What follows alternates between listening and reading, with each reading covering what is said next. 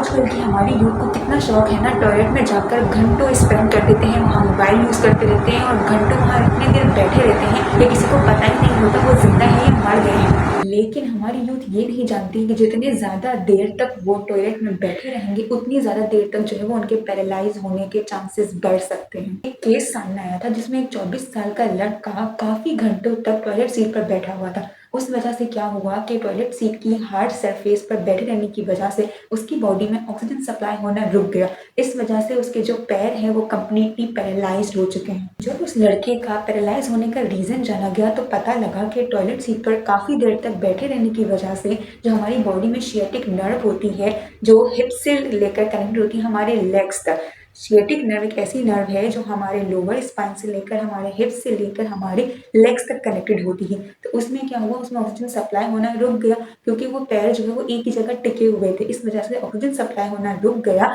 और वहां पर उस सियाटिक नर्व के अंदर टिंगलिंग और इरिटेशन होना शुरू हो गई। इस वजह से वो सियाटिक नर्व ने उसके पैरों को जो है वो बिल्कुल कम्प्लीटली पैरालाइज कर दिया। सो इस केस से ये साबित होता है कि वॉशरूम को वॉशरूम के तौर पर ही यूज करना चाहिए और ज्यादा देर तक जो है वो टॉयलेट सीट पर बैठे रहने से अवॉइड करना चाहिए।